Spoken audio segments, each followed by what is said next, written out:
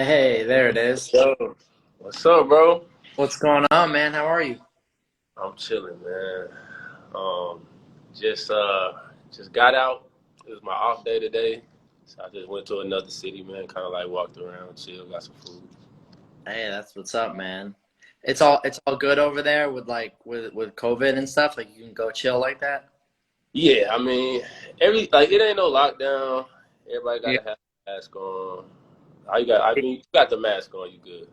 Yeah. Sweet. That's awesome, man. That's great. Like there's no technical lockdown where I am, but the numbers are so crazy that you kind of lay low, So, just so I know you in the East Coast. Well, I'm gonna yeah, let you introduce yourself because I don't know much about your background. for sure. Yeah, so I'm Ian Levy. I'm professor of school counseling at Manhattan College in the Bronx. I currently live in the Bronx.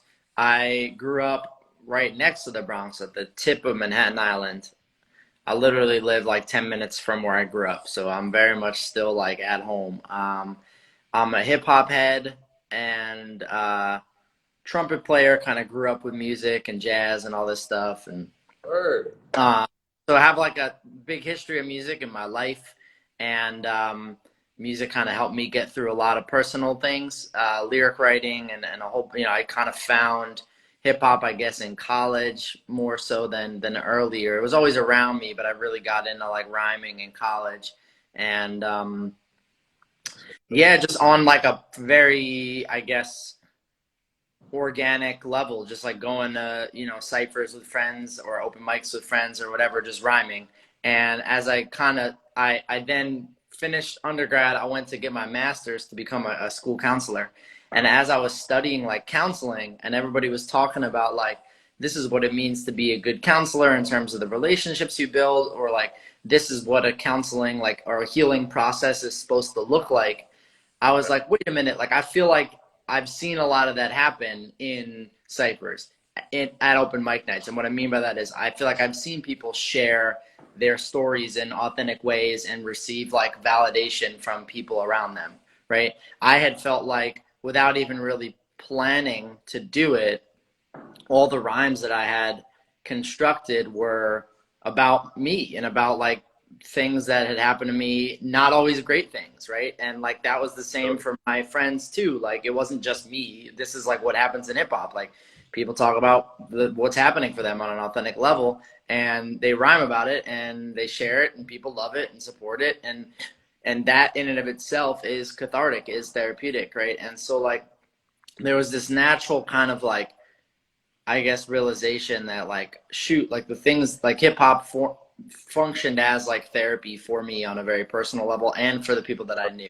And so I was like, maybe there's a way to study this more. So I just started writing about it, and I linked with some really, really dope people. I was interested specifically, I should say, about how to do counseling work in schools specifically. So that different than like going to a hospital or a foster care center or whatever, like specifically in schools. So I wound up connecting with a lot of people that did hip hop based work in schools. So my mentor, Dr. Chris Emden, um, he has a hip hop ed, which is like his sort of, I was started as a Twitter chat as well as now as a nonprofit, and so I'm a part of that like core team of people, um, and I now like do literally I do research and I run programs where we support students in writing rhymes about the things that they are going through, constructing mixtapes and about what it is that they've experienced, building studios in their schools as like therapeutic environments, as places that they can go to like sort through things throughout the day.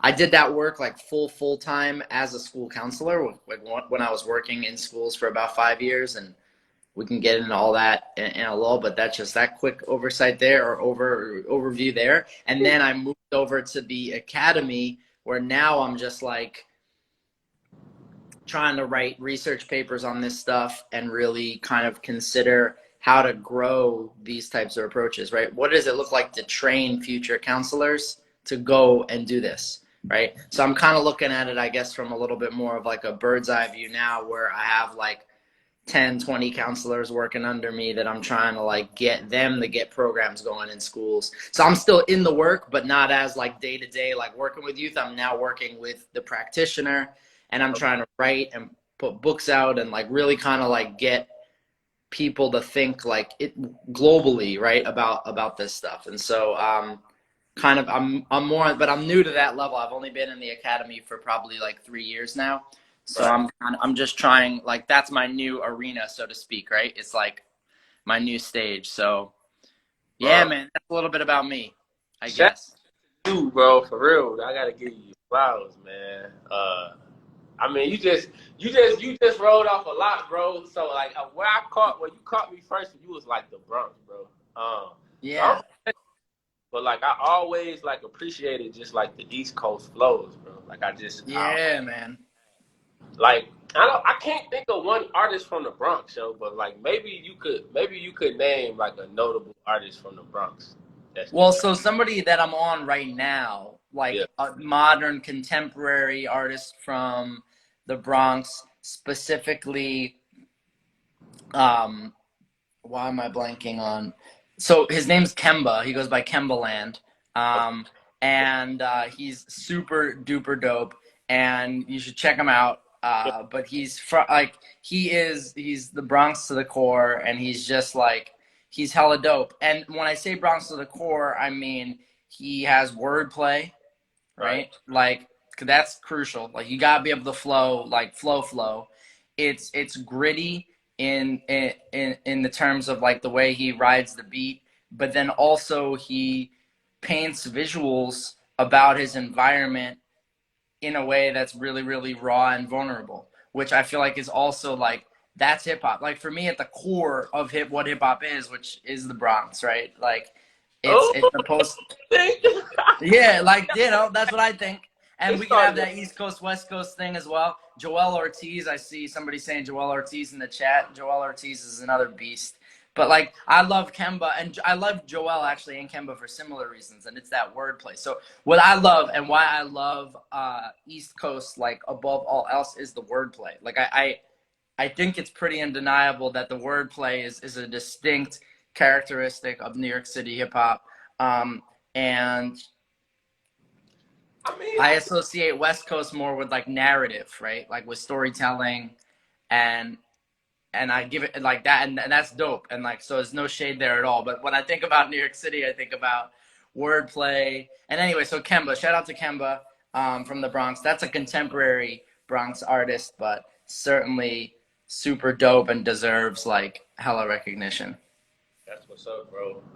And I mean, I mean, bro, you just from Texas, like you mentioned, like hip hop cyphers. You mentioned like battles, like we don't, Yeah. you know what I mean? Like Mm. that's just not something that like we really just had. I think it's like it's getting here now. You know what I'm saying? As rap is like evolving, but like you mentioned about like how people to like kind of get the stuff that they dealing with off through their rhymes. Yeah. You know what I Yeah. mean? And like you said, you do it with like students in school. Like that's that's kind of how I get through what I'm dealing with, bro. Like I Yeah. have I have to write it out. Like sometimes Yeah.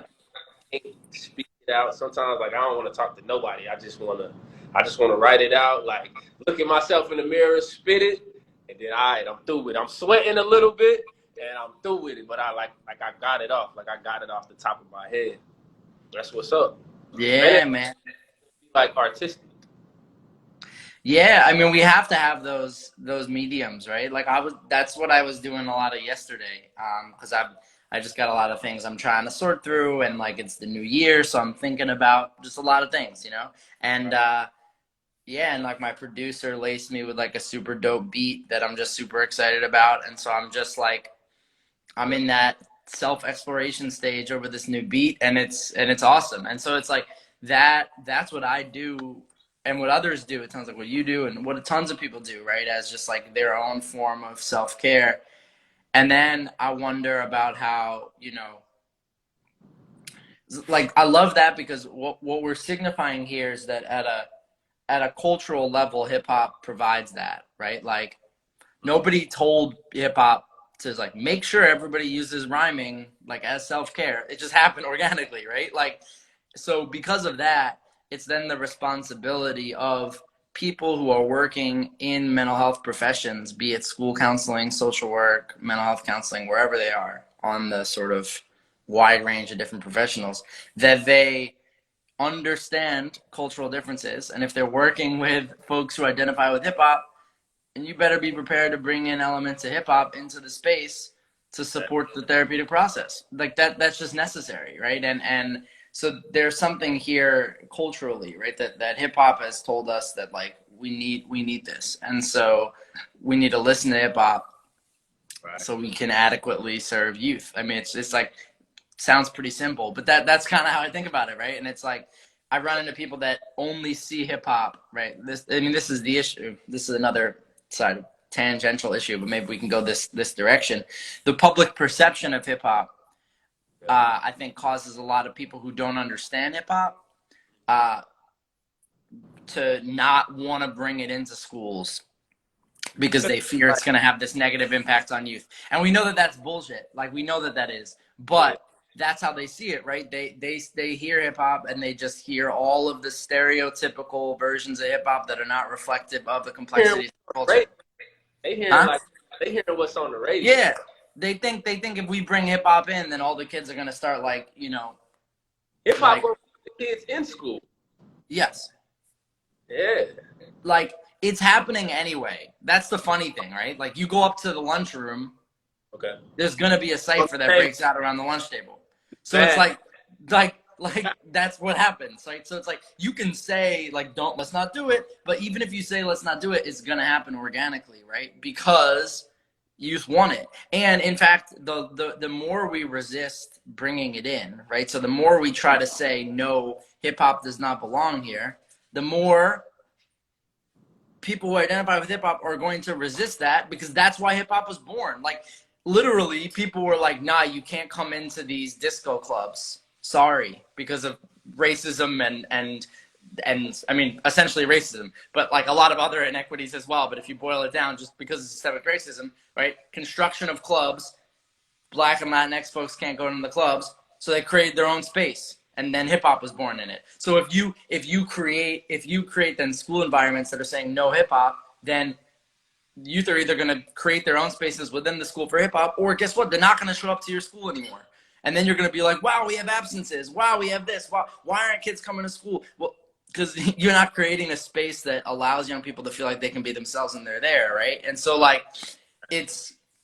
I look at hip hop as like the answer to a lot of our questions, mental health, but otherwise, just like it should be it's a study. Like, yeah, it's an entire field. Yeah. Yeah. So I studied KRS-One, bro. And yeah. Like, a dude from Texas, I don't even know how I found out who that was, bro. Because, like, nobody from Texas is listening to KRS-One. Yeah. You know, but he was like, he put me on game, like, just the whole, I think it's like 5 elements of hip hop. Like, one is to be conscious, to just be in the know. You know what I'm saying? And then, like, the dance and the break dance. I don't know all of the parts of it, but, like, I went like yeah. So you were just saying them. So knowledge of self, right? Knowledge of self, b-boying, graph work, DJing, yes, right, and production, and then the MC, right? But knowledge of self being a key component, meaning you got to know yourself. That's mental health, which is mental health. You can't adequately perform any of the elements. You can't be any of those artistic things. You can't embody any of those elements unless you have knowledge of self. That's right. Yeah. Oh man, I feel you, yo, and I went to private school, so no, for sure they not trying to. But it's crazy because they got all the equipment. Yep. They got everything that you need, but they not trying to hear that. Yeah, and that's the crazy thing too, right? So I did this study recently, right, where like I was very interested in just the power of the environment, meaning like I know writing rhymes is helpful, I know being in ciphers is helpful, I know creating mixtapes and sharing them is helpful. Like I know these things and the research supports those things.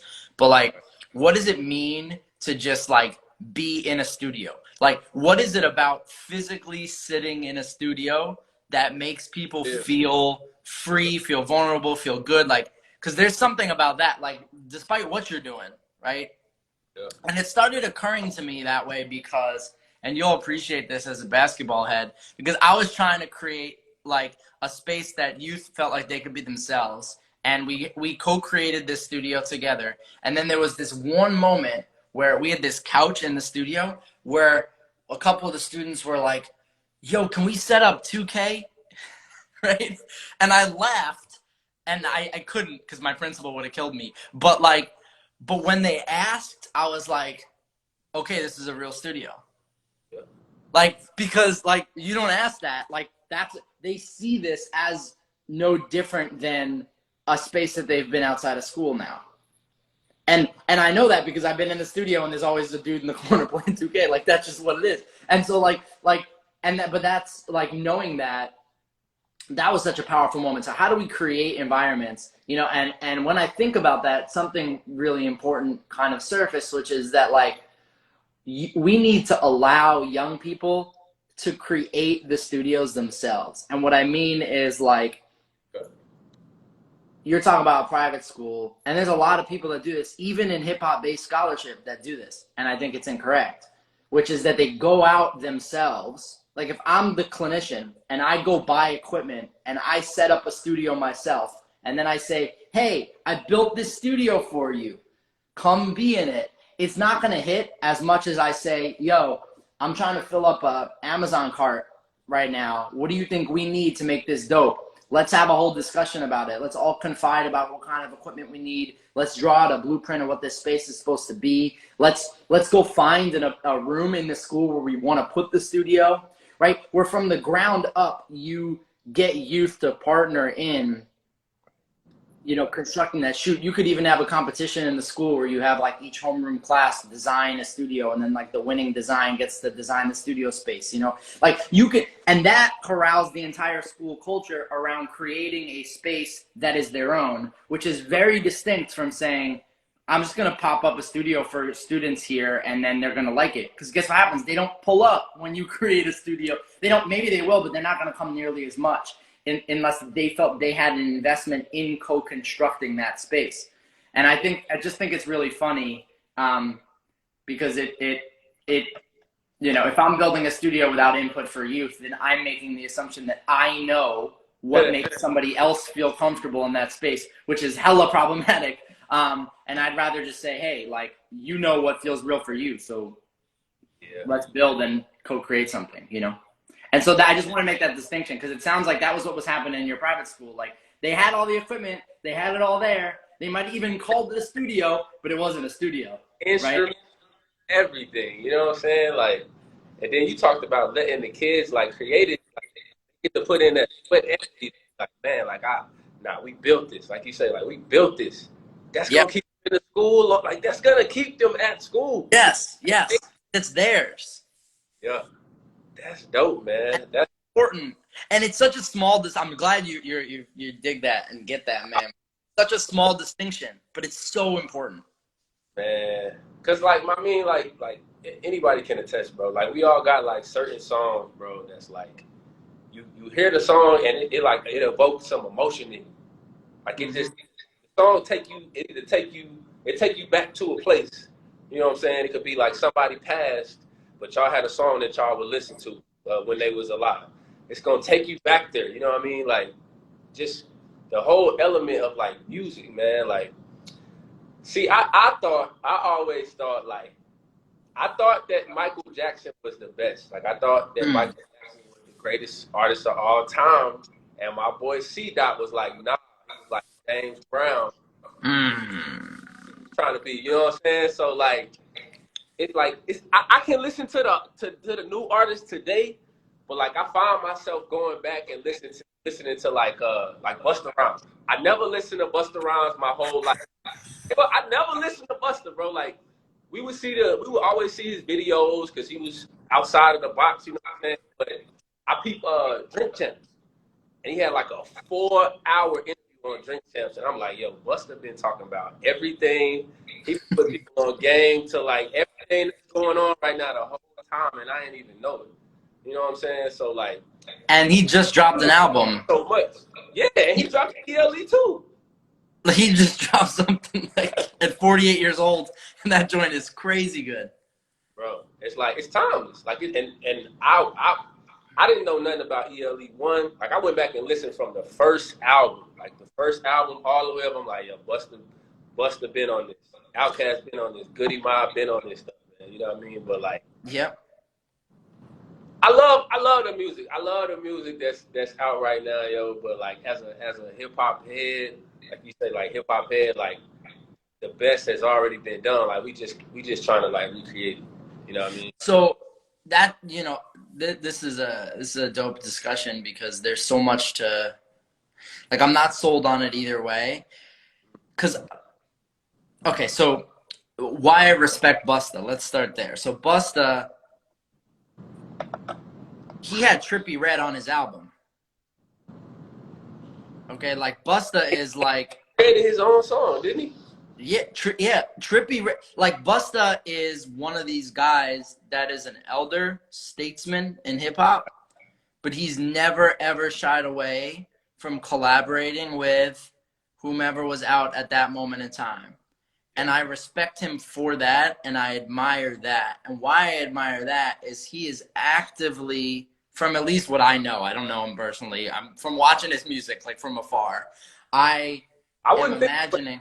on his Yeah. album. Go lie, I wouldn't think that he would get Trippie. But it's there, right? And so the point is it's on the album. And so it's like, and they're always up on IG in each other's comments too, if you've noticed it. Like they're always like Busta's always, whenever I see anything Trippie post, Busta's always like in the comments, like That's calling crazy. him like the young king and stuff like that, like really pushing him. And so my point is there's an elder who's saying, I'm gonna co-sign younger artists. I'm gonna build bridges between generations. And I'm saying that because I feel like that's been something there are people in hip hop that are really good at building generational divides, but there's also a lot of people that are not. And I feel like it's a very common narrative for like old heads in hip hop to be like, this new shit's like all like it's not it though. It's And like it's because they can't do that. yeah. So look, but there is, right? Like it's not clear cut, right? Right. It's there. You're right. Like there are elements of old school hip hop. Let's take wordplay for example, that are missing in at least 80%. 80% of what we hear. At least what's on the radio. Okay, Right. like we got to shout out like Corday. Oh yeah. Corday is rapping his ass off, right? Like, and so like they're 80% of what we hear on the radio is not embodying some of the things that we know to be like undeniably hip hop. But that doesn't mean that they can't do it necessarily. But they're not. And so why aren't they is the question. And I think that's a very layered question. I think it's in part like the labels probably have no interest in that happening because they're dictating a specific type of sound that is going to sell to a specific type of people. They also are dictating the content be like hyper aggressive, the ties between like systemic racism and what major labels promote via all the negative perceptions that people have of hip hop in schools that try to prevent us from being able to engage with it come directly from these mega media conglomerates, which are run largely by rich white folk who don't understand or care to understand culture in the way that they need to, right? So that's a huge piece of the puzzle. But then another piece of the puzzle is like, if youth are perpetually frustrated at old heads for not listening to them, and then old heads are perpetually pissed off at young people for like thinking they're the shit all the time, then young people are going to go engage in new forms of hip hop without carrying the history, almost just out of spite, because like I don't want to sound like these folks because they don't respect me anyway. And so like I think there's folks need to be supported on both sides of this sort of spectrum here. Right. But ultimately what needs to happen is what I think Busta Rhymes is modeling for all of us very, very well, which is we need to find a way to come together with young people regularly as like old heads. I don't know if you and I are old heads now, but we're getting pretty close, bro. So it's like, if that's, we're aging, and so like we need to stay connected because those gaps can't if those gaps occur, then young people are left out on their own to navigate this world themselves. And you know that that's what these media conglomerates want, because then they're going to take hella advantage of them and turn them into whatever they want to turn them into.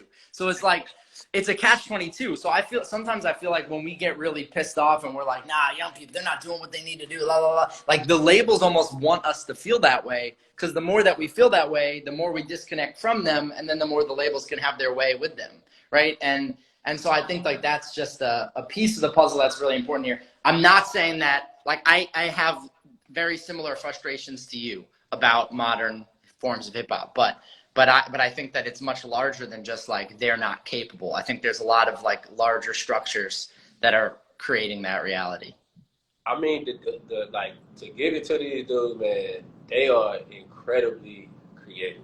I would say that, like, some stuff I hear and I'm like, how I can't even fathom how they put it together.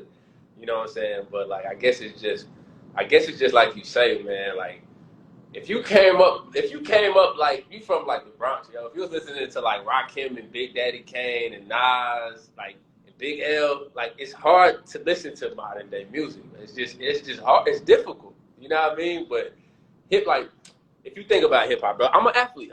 So like, think about like how much hip hop can teach you, bro. Like, it can teach you how to be like a business owner. It can teach you how business management. It can teach you financial literacy. It can teach you entertainment, law. It teach you more about life than school do. You know what I'm saying? If we really talking about like it as a subject in school, it's gonna teach you. I spent 5 years in college, and I've learned more since I left college, just from like my own interests, like just going and like pursuing like my own interests, and like a lot of it I've learned through reading about like how artists sold all these records, but they signed bad deals, and then they didn't own anything of what they sold. You know what I'm saying? They go home and like they don't have like nothing.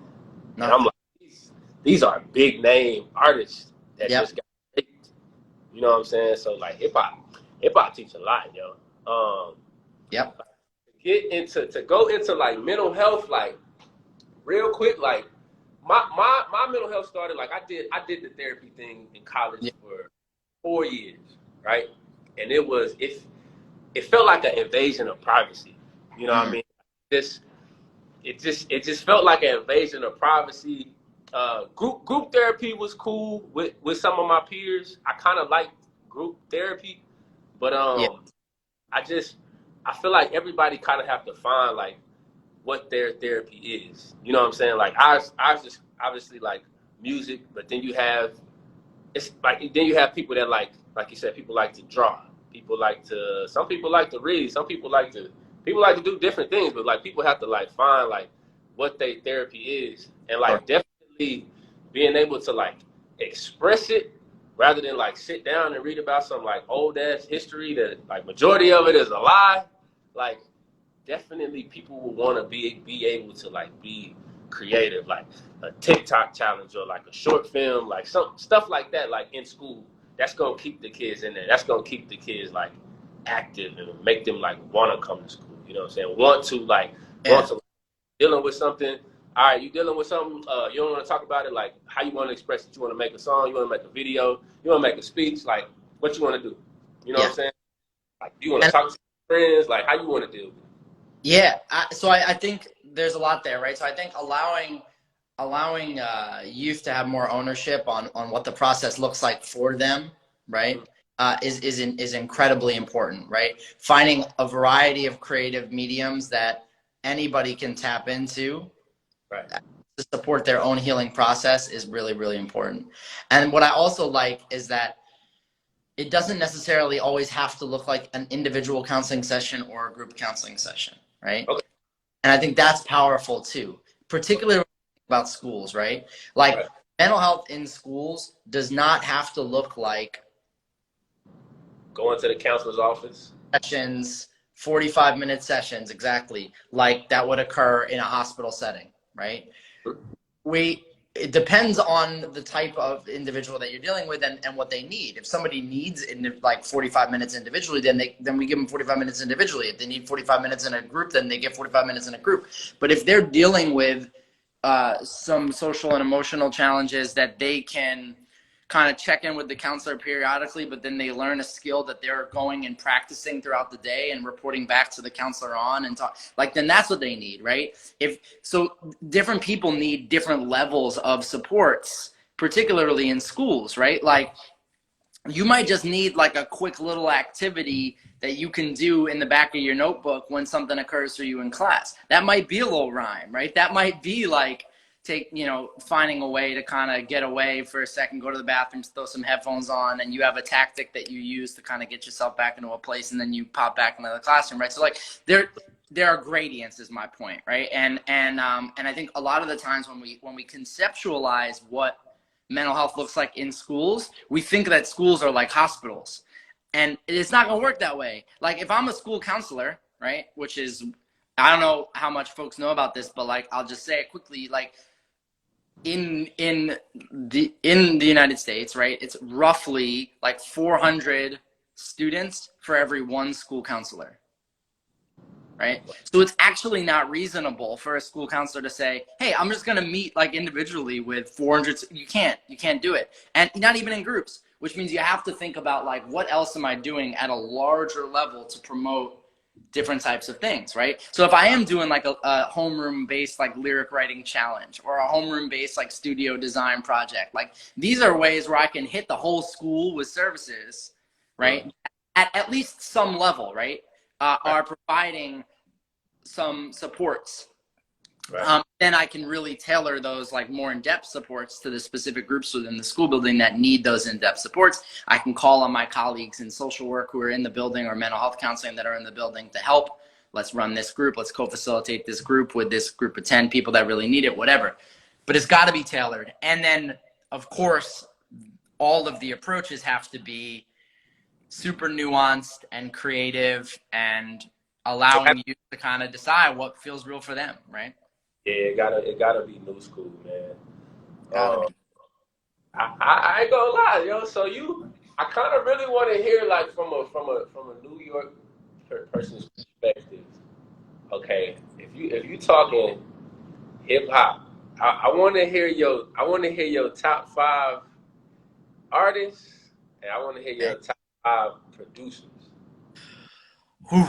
Okay. Top 5 artists. Right. Not in order, because that's too hard. Oh That's yeah. hard. Yeah, I'll just give you 5 though. I love Black Thought.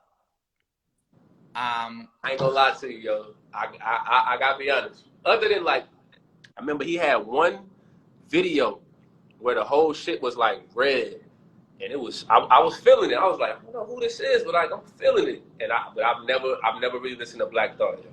Oh my God. But since you said that, I'm gonna do my homework. You gotta listen to Black Thought. In fact, the perfect place to start would be, I don't know if you listen to Tolbert Ngueme. He's like, what? Oh, yeah. So he dropped a track called Father Figure that features Black Thought and Royce, the 5'9", like maybe a month ago. Go listen to that song. Okay. Black Thought is nasty. Like, he's always been. And I've never heard a Black Thought verse that I didn't like. Like, I'm serious. Every time he spits, even if it's just like he has a 16 like in the middle of nowhere, like he's like such a beast, and he takes the craft so seriously, and I love him for that. So I love Black Thought. That's got to be there. I love Jay Electronica as well. Oh, Jay Electronica just on another level lyrically. That was my favorite album of the year, bro. That album is crazy. And what other artist could drop something like Exhibit C? And it literally, Exhibit C kept me waiting for like 8 years. And I didn't stop waiting. Like, no other artist in hip hop can drop a song, not put out anything for 8 years, not even not put out anything, but like continue to be like, it's coming, and then it never comes. And like for 8 years, and then I'm still waiting. Like, there's something about him that kept you know, that kept me coming back. And like, he has so many bars that I just like, I love. And They like electric. I said, I mean, And there's, but that was cold, yo. That's what it was for me. He's tough. yeah, He's tough. Yeah, Jay. he's And we so tough. not getting another album for like 10 years. No, it doesn't even matter. It doesn't even matter. Like, we waited, and then we got one, and it featured like a vintage Jay Z like vibe, and like I can't.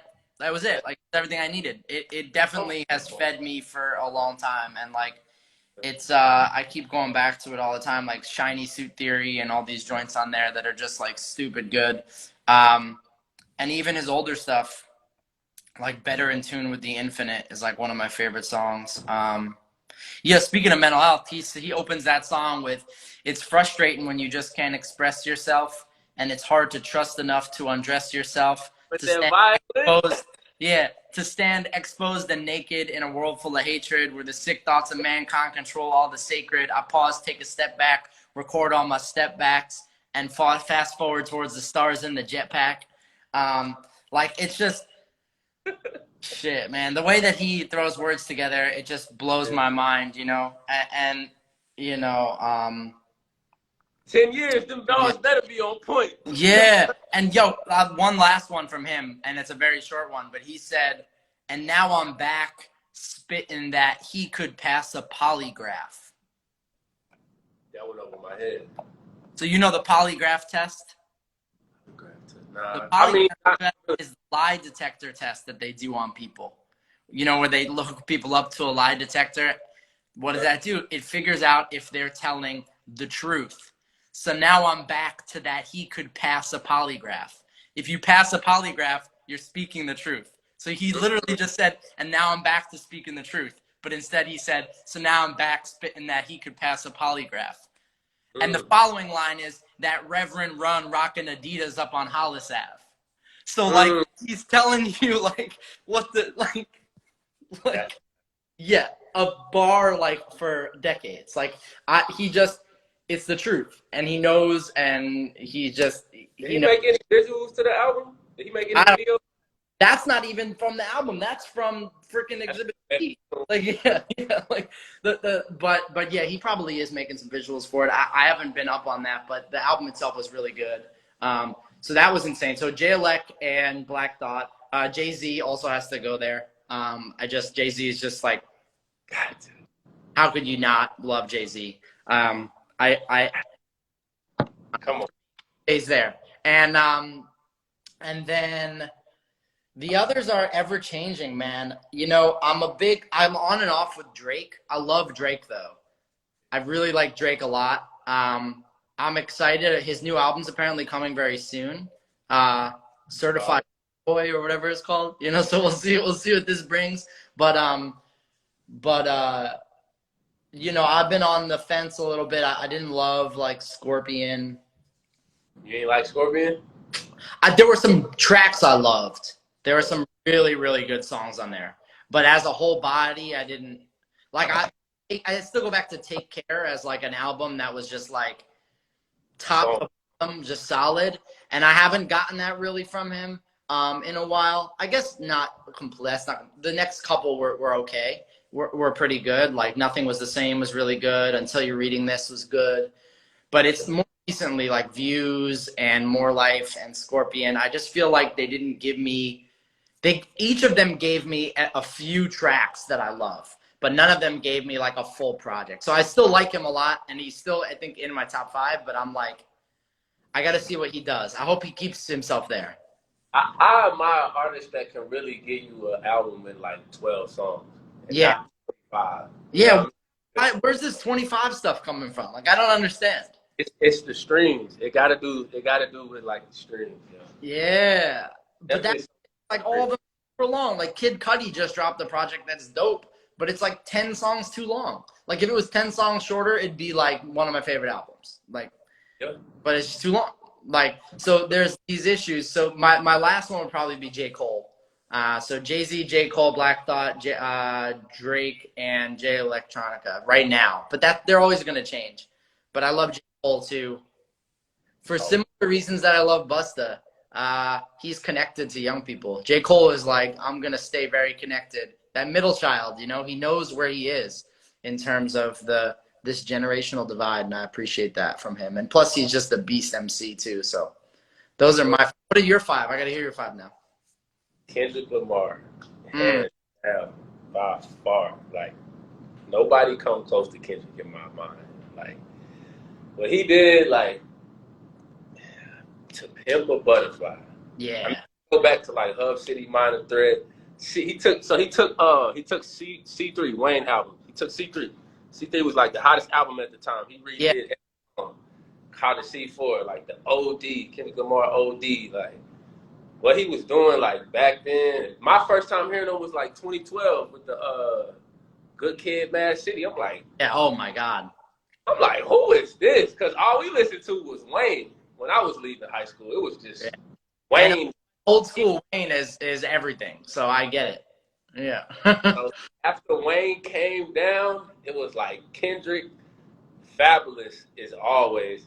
Fab is just.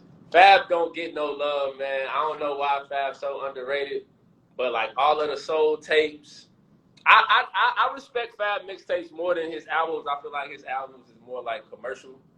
You know what I'm saying? That his mixtapes that he just really talking that shit. So definitely Fab.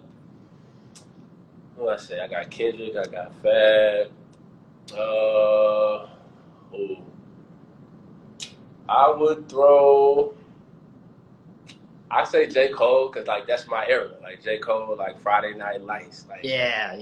back to, like, school days. J. Cole, like all the way back to that. Then I throw Cole in there. I gotta throw Jay in there, yo, because like Jay is like that's like my style. Like that's kind of how I articulate when I'm rhyming. So I throw Jay in there. 5. Whoo, man, it's bro. Right now, I'm gonna be honest. 5, my 5 is gonna be Drake, but it's gonna be between Drake and Anderson .Paak because Anderson .Paak so talented. Anderson .Paak is like what do you do with him? Like what can you do with him? You know what I'm saying? I saw him live 2 years ago in New York City, and like this dude was up there singing, rapping, and then he ran back and he jumped up on the drum kit and he kept singing and rapping while he was playing the drums.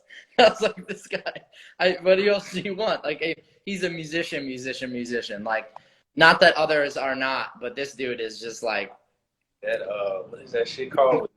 No Worries. You heard that? No Worries. Yep. Man. Yep. And he has that track RNP with Corday. Okay. That I like. They go back and forth. They trade bars.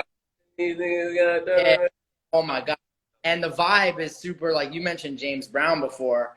It's like funky as hell, man. Like it's that's the vibe. That's the vibe. And like, so I appreciate that Anderson .Paak. Like he's gonna go down like, in 20 years or whatever, that dude's gonna be popping up a lot more on people's top 5s. Like, so I appreciate you mentioning that. He's a beast, dude. Like he's older. He's older, and his music is. You can put it with the old generation. You can put it with the new generation. Like he could talk. He could go bars. You want to talk about women? He could talk about that. He could sing. He's very, very authentic, right? And I think that's important. Like he's able to tap into using the music in a way that describes who he is. In a real way. And there's nothing like, and to do that amidst like in the industry and everything is really, really powerful. So he had an interview after Mac Miller passed, and Mac Miller is another one of my like favorite MCs ever. And he was talking about his relationship with Mac Miller, and he said something like, this is this is one of the only people in the game that was like a real person in the game that I could really like rock with, right? And like they both found a way to just like tap in with each other and collaborate or whatever, but to create a lane within the craziness that the industry is, that they could be themselves and be authentic. And like, so I'm really hoping that Anderson stays healthy and keeps himself together, because he's got a gift, man. He's so talented, and he's so unique in himself. And like, I'm a huge supporter. As long as he stick with Dre, yo, he gonna be alright. Yeah, man. There's so much, yo. Yeah, as long as he sticks with Dre, absolutely. He can't lose. Shout out to Mac Miller, bro. Like, think so. I went to Pittsburgh for like 1 week. I had Mm, came. I went to Pittsburgh, and it's like a real like blue collar. It's a real just blue collar town, man. mm-hmm. And it's like like Wiz and Mac Miller. First time I really heard Mac Miller was "Don't Fight the Feeling." That Mm-hmm. Kendrick, and then like going through all of that, like the Divine album, and last like the one he dropped like Post Demise, Circles or something like that. Yeah. It's a tough listen. That's Circles is crazy. if Swimming is really crazy too, which is he dropped Swimming right before he passed. which one is that? Swimming? Swimming. Is that the one where he in the doorway? Yeah. Yep. And he has just like, talk about raw. Like, so I've been thinking about that a lot lately, and like, there's something. Yeah, I wrote this like blog post. I could share it with you. I wrote this blog post after Mac had passed, kind of like a tribute thing, because I loved him, and I was like, I needed to write something. But what had occurred to me is like, when we think about mental health and the importance of hip hop and supporting mental health, I almost feel like sometimes the artists bear a ton of responsibility that maybe they shouldn't have, to support us. Like, Mac was like, I listened to Mac as therapy, right? Like, so he had this job then as an artist to produce content that allowed me to feel better when I listened to it. But for him to do that, he had to get like really, really raw. But like, who was supporting him? Right? Like, that's something that it's like, when you have an industry, not to keep this like industry, but when you have an industry that's like, be raw, be vulnerable, produce, people will like it. They're not wrong, but what impact does that have on the artist's mental health themselves, right? And like, as we know, he OD'd, like he was using drugs to cope. And so I just wonder whether or not, like, because he got so good at his art, it meant that he was hyper vulnerable, and that meant that we all loved it. But did that also mean that it hurt him? And that's like, I don't know what the answers are there. I just wanted to kind of state that. I've been thinking about that a lot. That Busta Rhymes interview. Busta was Nori asked him about Chris Lighty, and Busta was talking about like how Chris Lighty was. I think he was with like LL Cool J, and he had some other artists like Missy. Mm-hmm. He was like, he would never come around to Busta's stuff, like his studio sessions or something. And then like when the time came that Chris Lighty started coming around, I think that's when Chris Lighty passed, and Busta was like, okay, if this dude is the manager of all these people, like who manages who checks on the person like Mac Miller, like who checks on him? Like, damn, bro, like I just listened to that song, bro. It seemed like you was in the dark, like you can't just. Yeah. People think like rap is like cool because like you can put words together and stuff, but like you gotta go to a place to get that stuff. Like you gotta go. Like you can't just like sit there and then like write something. Like some shit you can, but like the best shit, like you gotta go to a dark place to pull it out. And like once you went there, like you can't leave. Like you there. You know what I mean? And it's like, hey, and it's real. There's a saying in counseling, and it's very simple, and it's, don't break someone down unless you can build them back up.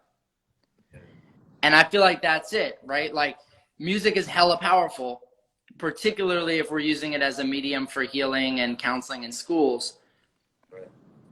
But like, we can't just be like, hey, get really vulnerable, go to this dark place, like, see you later. Like, we can't, you know what I mean? We need to be there on the back end of that to be like, yo, you just put out this super dope record. I love what you did. How you feeling though? Like, let's talk through that and help them put the pieces back together so they can get back to a place where they feel more whole, and then they, you know, then they can go back and keep moving. But like, you can't just like get somebody involved, and that's the nuance, right? Like, a lot, like, that's why it's dangerous to do this type of work in school sometimes if we're not prepared for that.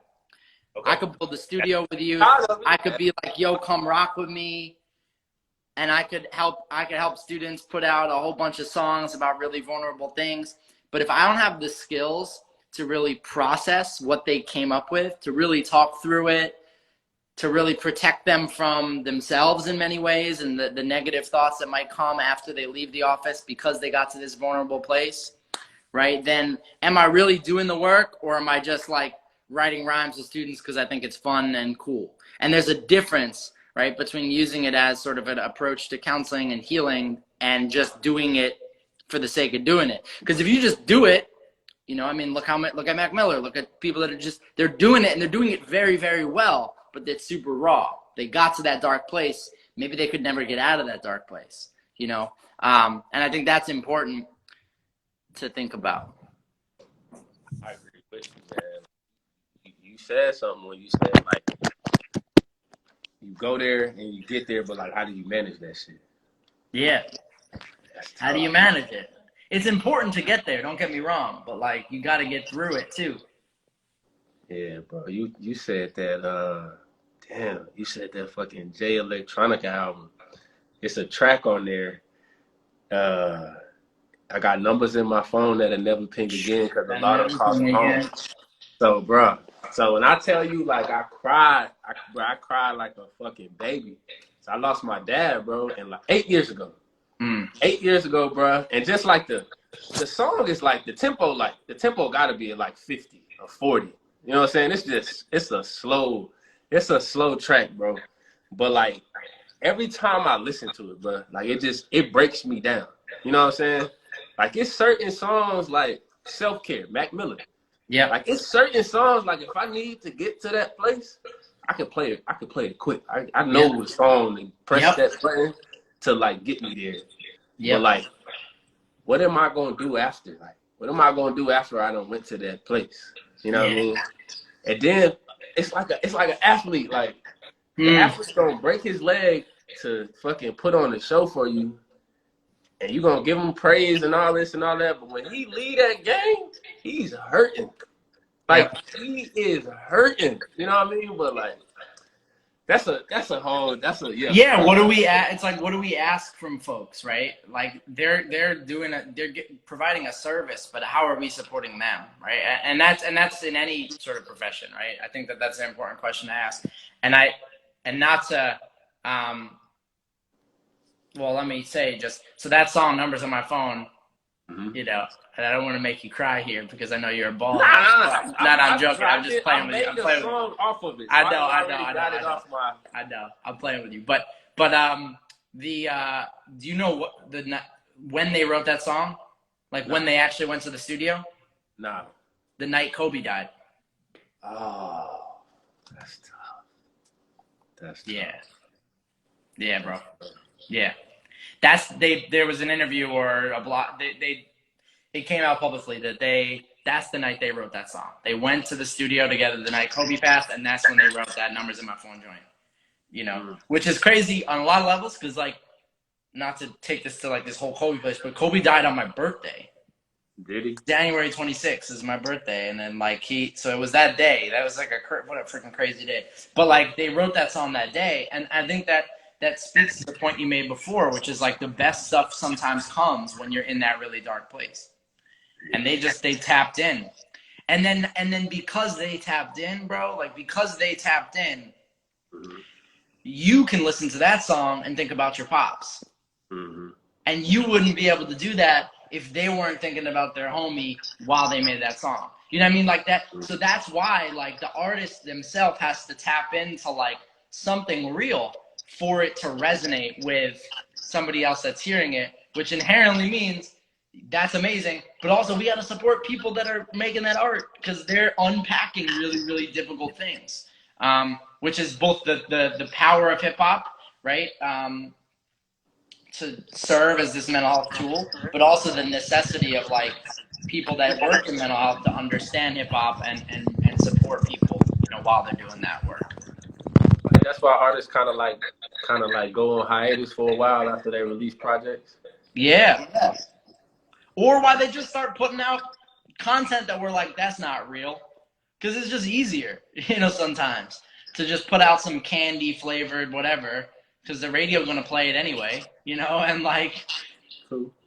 you know, so I wonder too, like what degree are people just like, they don't want to dig that deep. So they're just writing some random stuff about, you know, content that's not really that serious. I feel You know? that, yo. So man, you There's a mentioned the lot. rappers, yo, and I feel like you good on time because I want to make sure that Yeah, I'm good. I got a few more minutes. We could, yeah. So the producer is like the trainer. You know what I'm saying? The producer is the trainer. The producer in there like the producer ain't no rapper without the producer. I'm telling None. you. It's not. Like it's not no rappers without the producer. And Top 5 produce. top I five, love it. and so I love Ninth Wonder. Knife wanna produce a lot of J stuff, right? Yeah, and a lot, just a lot for everyone. Like, I mean, Ninth I gotta do my for homework. everybody. I gotta do my homework. Rhapsody, Oh, right? Rhapsody the girl? Yeah. She So dope. She dope. Rhapsody, or at least this is for, he has Jamla Records, so he's got a lot of stuff that's coming out from there. So I think Ninth, definitely. Like, I love Ninth Wonder. I love Premier. I love DJ Premier. I just gotta do it, man. I gotta do my research. I know these cats. I know them, but Yeah, I don't know like what records they on, and I gotta do my research. for sure. I love Static Selecta. Do you know Static Selecta? Yeah, yeah. He just dropped a project not too long ago. He do Yeah, kind of like the compilation project. yeah. And he just like, he's from Boston, but he moved to New York City. Like, he was with Duff Down Records, who like Sean Price was with, and like he just worked with like a lot of like legends, and he always has spitters on all his projects. So Royce has done a bunch of stuff with him. Black Thought's done a bunch of stuff with him. Mac Miller's done stuff with him. Terminology, Styles P. I mean, it's like Joey Badass. Like the list, I could list. They really did a lot together. And he always has spitters on his project, so I really appreciate Static Selecta a lot. That says a lot about him that people want to work with him. Yeah, and it's it's a type of person that's working with him too. Like, it's not, you don't catch like yeah, you're only gonna catch spitters on his projects, which is why I like listening to his projects. Then oh man, I mean, we were talking about Drake before. I think 40 is awesome. Yeah. I think 40 just laces Drake with beats regularly, and I love his style. I love his full sampling. You know, and then my last one for now, I guess, you know, this is a hard one because like I'm kind of mad at him currently, but like Kanye, old Kanye, like OG Kanye Productions with Soul Sample, like if, specifically older versions of Getting Kanye. that Kanye back. Yeah. And we're never getting that Kanye back, but that Kanye as a producer, that Kanye, oh my God. Oh my God. Yeah. Ooh, your hands over the speaker, I think. I can't. A late registration, college dropout. That Kanye is done. Yeah. I hate to say it. Oh, man. Yeah. You know, produced the whole, you know, that Common album B? B. Ooh. And it starts with that, there's that opening song on it called B where there's like a bass solo. It's Kanye. Kanye produced that whole album. For which artist? Common. Common. Okay. Yeah. There's Okay. an album from Common called B, and Kanye Okay. produced that whole project, and it's so fire. And that's like that whole thing. Please let me testify. Boo, boo, Come boo, up and boo, boo, boo, boo, okay. boo. So it's all these soul stuff. Anyways, whatever. The soul Yeah. sampling of Kanye and that level of production. I'm not co-signing anything current Kanye because he's pissing me off, but old Kanye. He still got his. He still can just create some unbelievable shit. But like, yeah, not the old. He's still Not got the old. somewhere in him, but he's wilding out on some other things. But that we don't need to get into now. But that would be it, right? So I'd say those producers for sure. How about you? Top 5 producers. For real. I mean, for real. Fucking for real. Yeah. My generation, fucking Travis Scott, bro. Oh yeah. Travis Scott. Travis Scott produced that Crown on that Jay-Z album. Um, well, I don't know if you call these guys producers, but like Kendrick worked with this dude called Thundercat. I Oh don't yeah. know if is he considered a producer? He probably produces some stuff. I consider Thundercat like a bassist. He plays bass. He worked with Right. Mac and a lot of folks. Thundercat's a beast, man. But Thundercat in you there. Thundercat, that's fine. Yeah. Manny Fresh. Like I came up in that era. Like Manny Fresh don't get like they don't even talk about him no more. Manny Yeah. Fresh and Timberland. Yeah. Oh yeah. When what was that shit? That fucking Fade to Black where he was in there with Hove just playing them beats and Hove spit that shit off the dome. Yeah, I got those Timberland. Timberland, man. There's Oh producer. That I feel like that's a harder one than MCs for me. yeah, hell, hell yeah, bro. I mean, yeah, man, like shit, we could do this shit for hours and hours, bro. Like I covered everything I wanted to cover, man. Like I appreciate you for doing this show. We Yeah. definitely gotta like connect, man. Like shit, I wanna Yeah, come out let's there, yo. connect.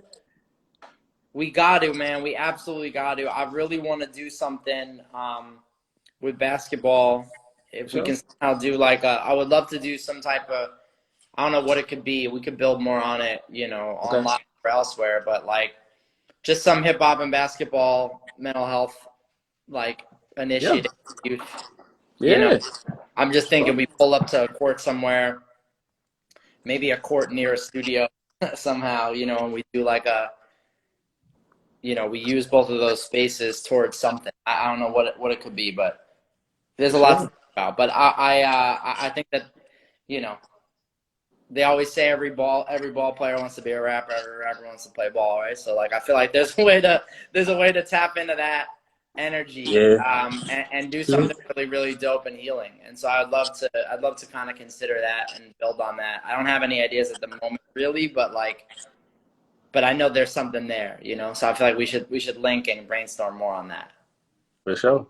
Where can we find you at? So definitely on my profile, so EMP Levy, Okay. and then in the link to my bio, I have one of those link trees, and Right. so my website's in there. My music is up there. I'm also an MC myself, so I got a lot of projects up on Spotify and stuff like this. So you can find all my stuff. My website, I feel like I did a pretty good job on there, so you can find a lot of my stuff on there. Everything from academic papers that I've written on hip hop and mental health and counseling to my music to my direct work with students, a lot of that stuff. So you could check it all out on my website in my link in my bio. Yeah, man. Appreciate it, yo. Shout out to the Appreciate you, Bronx. man. Absolutely. Let's I ain't build never more, been man. to the Let's do this Bronx. again sometime. Okay, for sure. All right? Yeah, we're definitely going to get it going. For sure. All right, bro. I appreciate you. All right, man. All Take right, care. man. Yeah, be well. All right.